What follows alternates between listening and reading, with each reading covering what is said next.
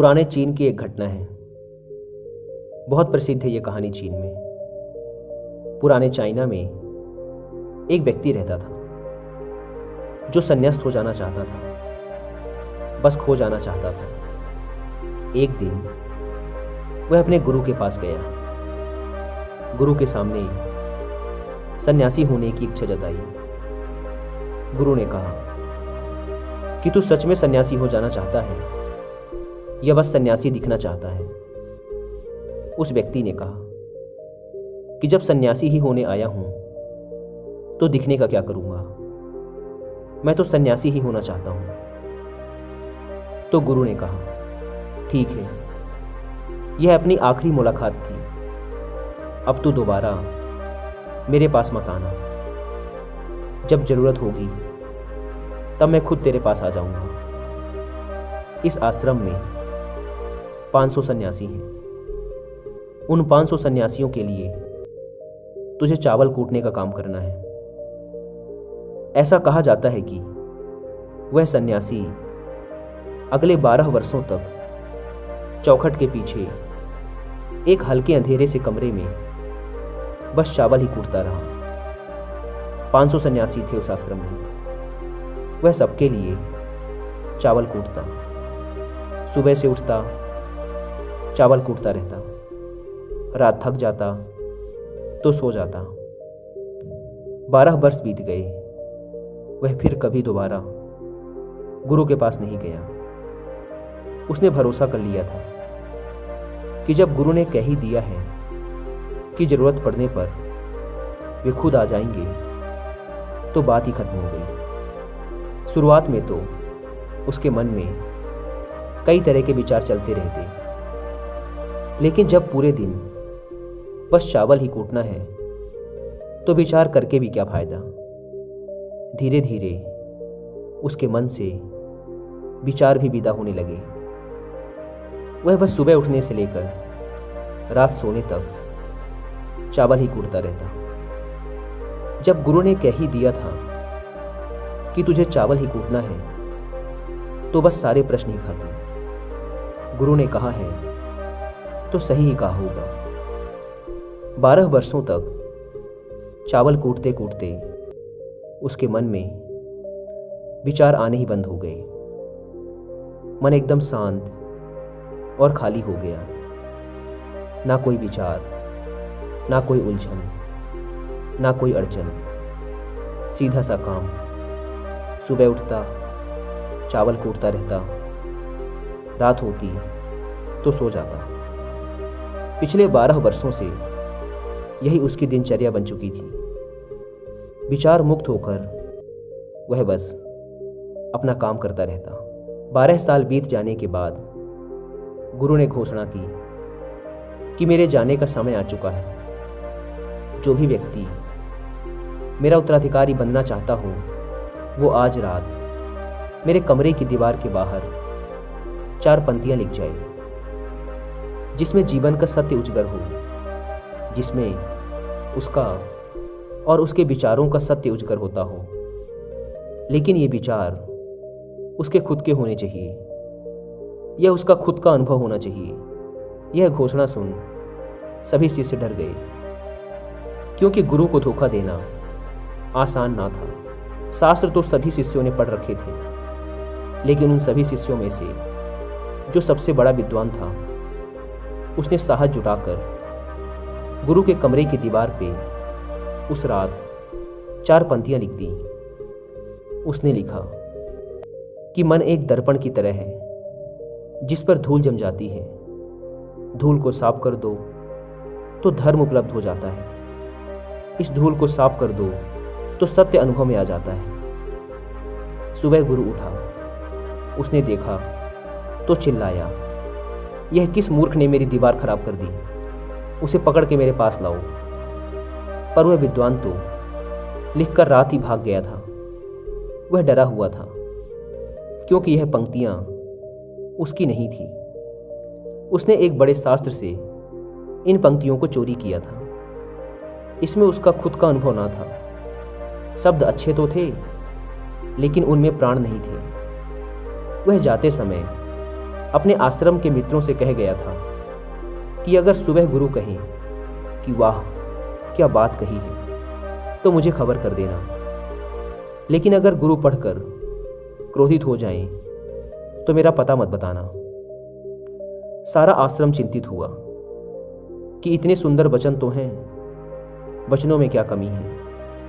मन दर्पण की तरह ही तो है, जिसमें शब्दों की, विचारों की, अनुभवों की धूल जम जाती है। बस इतनी ही तो बात है। साफ कर दो दर्पण तो सत्य का प्रतिबिंब फिर बन जाता है। लोगों ने कहा, उस सन्यासी ने बात तो बिल्कुल ठीक ही लिखी है, लेकिन गुरु जरा जरूरत से ज़्यादा ही कठोर हैं। और अब देखते हैं कि इससे ऊंची बात गुरु कहाँ से लेकर आएंगे। ऐसी ही बातें पूरे आश्रम में चल रही थी। पूरा आश्रम गर्म था इस एक बात को लेकर। ऐसे ही 4 सन्यासी ये बात करते हुए उस चावल कूटने वाले के पास से जा रहे थे। उसने भी उन चारों की बात सुनी। उनकी बात सुनकर वह हंसने लगा। उनमें से एक ने कहा, तुम हंस रहे हो, बात क्या है?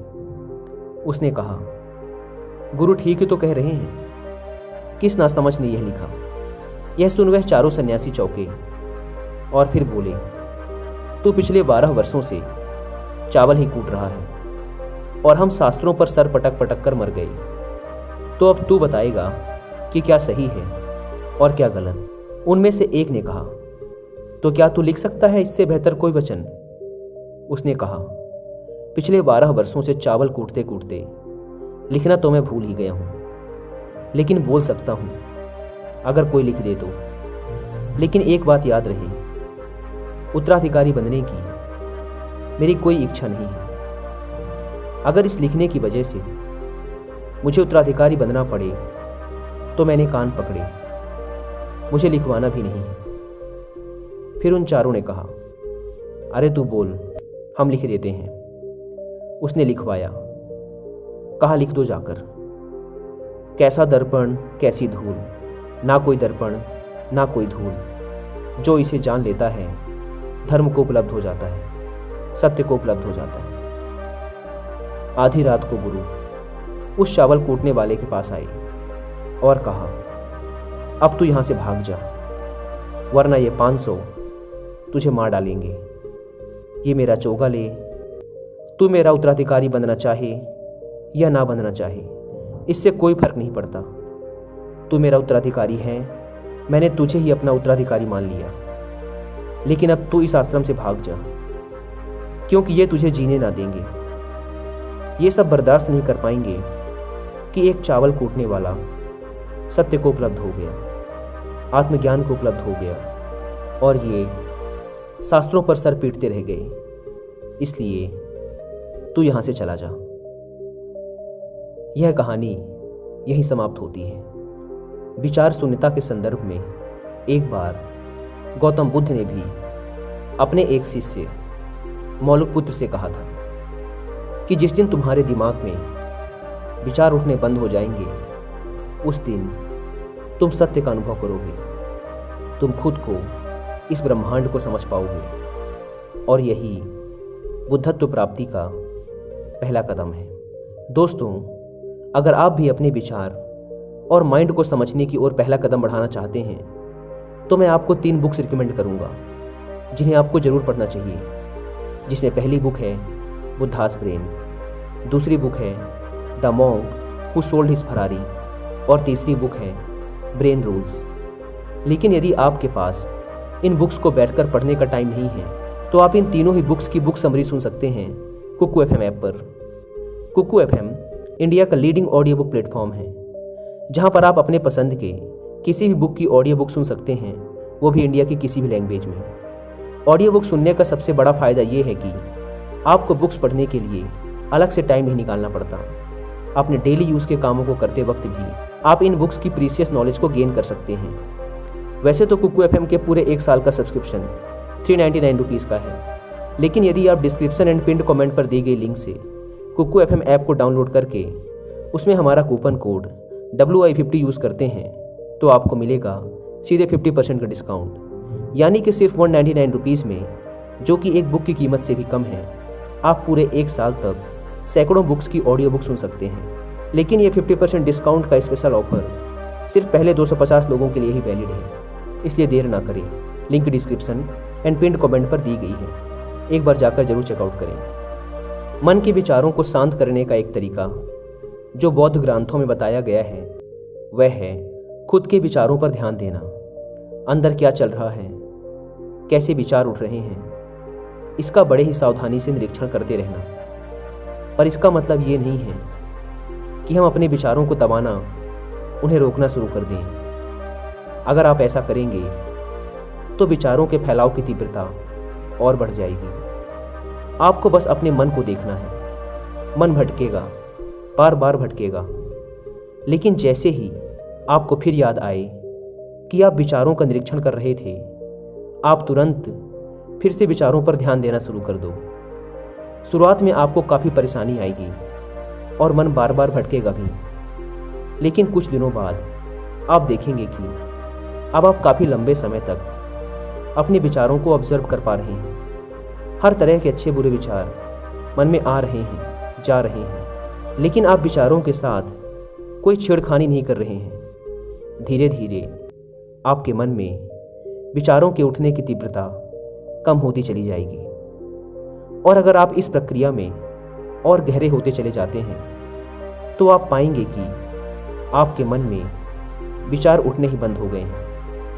अब आप बीते हुए कल और आने वाले भविष्य की चिंता नहीं करते। अब आप वर्तमान में जीते हैं, और जो भी अभी इस समय आपके सामने है, आप केवल उसी पर ही अपना ध्यान केंद्रित करते हैं।